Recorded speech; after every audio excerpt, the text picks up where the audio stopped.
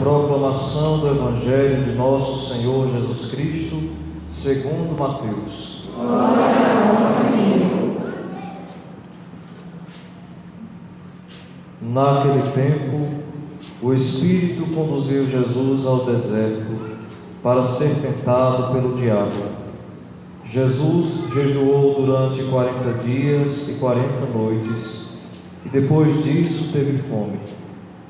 Então o tentador aproximou-se e disse a Jesus: Se és filho de Deus, manda que estas pedras se transformem em pães. Mas Jesus respondeu: Está escrito: Não só de pão vive o homem, mas de toda palavra que sai da boca de Deus. Então o diabo levou Jesus à cidade santa, colocou-o sobre a parte mais alta do templo e lhe disse: Se és filho de Deus, lança-te daqui abaixo, porque está escrito: Deus dará ordem aos seus anjos a teu respeito, e eles te levarão nas mãos, para que não tropeces em alguma pedra. Jesus lhe respondeu: Também está escrito: Não tentarás o Senhor teu Deus.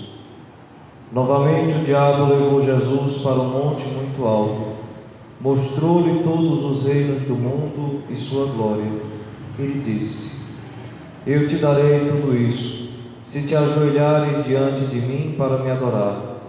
Jesus lhe disse: Vai-te embora, Satanás, porque está escrito: Adorarás ao Senhor teu Deus, e somente a Ele prestarás culto. Então o diabo deixou, e os anjos se aproximaram e serviram a Jesus. Palavra da salvação. Glória a vós, Senhor.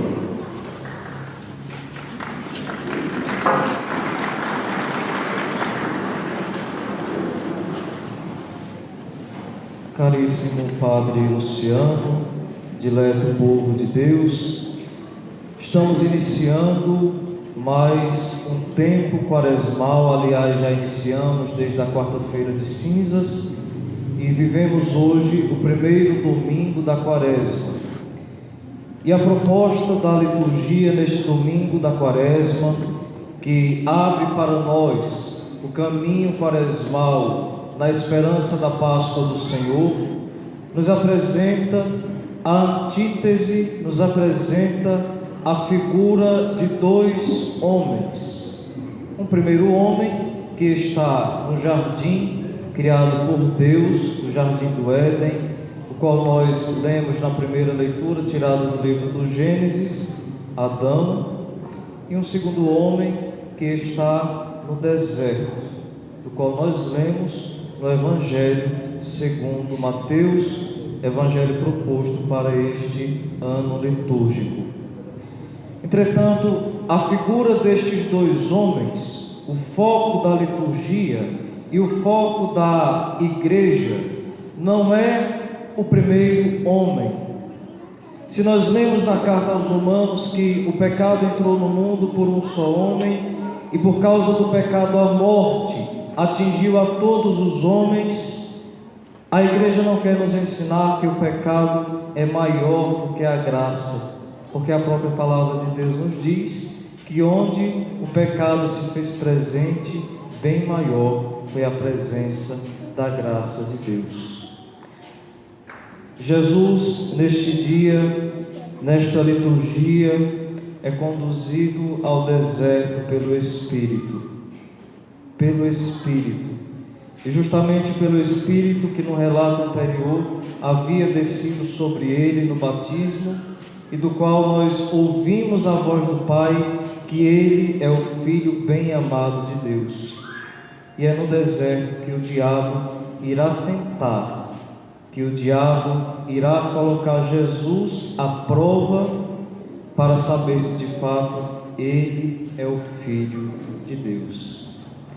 Meus queridos irmãos, minhas queridas irmãs, mais do que pensar a figura do diabo como uma figura vermelha de chifres, com uma cauda longa e que muitas vezes possui aqueles muitos de nossos irmãos, uma imagem de possessão demoníaca que muitas vezes nós estamos acostumados a ver nos filmes, uma imagem cinematográfica na qual os possessos vomitam verde, giram seu pescoço, mudam a voz.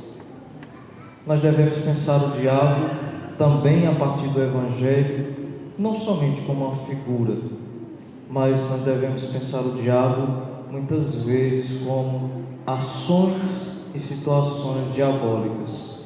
A palavra diabo quer dizer divisor, aquele que divide, aquele que se coloca ao meio. Todas as vezes que alguém opta por se colocar ao meio, por fazer fofocas, por caluniar o outro, por fazer divisões dentro da igreja, mesmo usando as palavras do Evangelho como o diabo usa no relato, não está fazendo outra coisa senão as vezes do diabo. Está dividindo, está se colocando no meio entre os irmãos, se colocando no meio e dividindo os homens e se colocando no meio entre o homem e Deus. Todas as vezes que alguém opta por dividir, está também fazendo uma ação diabólica. O Espírito conduz Jesus ao deserto, e é no deserto muitas vezes que o povo de Deus irá fazer a experiência de sua identidade. É no deserto de fato que Jesus se revela como Filho de Deus, mas também é nos nossos desertos existenciais que nós temos a oportunidade de sabermos e de dizermos quem somos. Se hoje você está vivendo um deserto na sua vida, se hoje também o Espírito te conduziu para fazer a experiência de um deserto, não se desespere. Se hoje nós estamos vivendo alguma espécie de deserto, não mais um deserto geográfico, mas muitas vezes um deserto existencial no qual nós experimentamos a solidão e o silêncio, no qual parece que muitas vezes Deus está distante de nós. Nós não devemos nos desesperar. Cristo também passou pelo deserto. Cristo também viveu a experiência do deserto. Mas ao contrário de Adão, o nosso primeiro pai, Cristo não deixou se enganar pela palavra da serpente, mas Cristo vence a serpente, Cristo vence o diabo pela própria palavra de Deus. Se hoje nós estamos, se hoje você vive a experiência e a sequidão e a solidão de um deserto, não se esqueça, você não está sozinho, Cristo caminha com você. Na mitologia grega, para nós encerrarmos a meditação deste domingo, dia do Senhor, havia a história de uma ave chamada Fênix. A fênix era uma ave que não conseguia se reproduzir mesmo tendo um companheiro.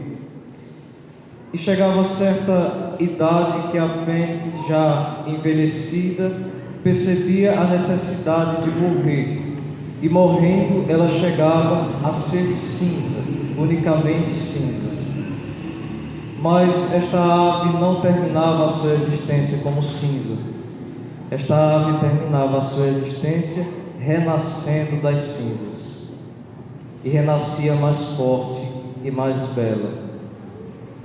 Peçamos a graça a Deus também de sermos como a fênix, que mesmo vivendo os desertos da vida, mesmo vivendo os desertos existenciais, mesmo pensando que muitas vezes nós chegamos à experiência de ser cinzas, à experiência muitas vezes de vermos morte ao nosso redor, peçamos que o Espírito nos conduza ao deserto e nos faça renascer das cinzas mais fortes e mais belos.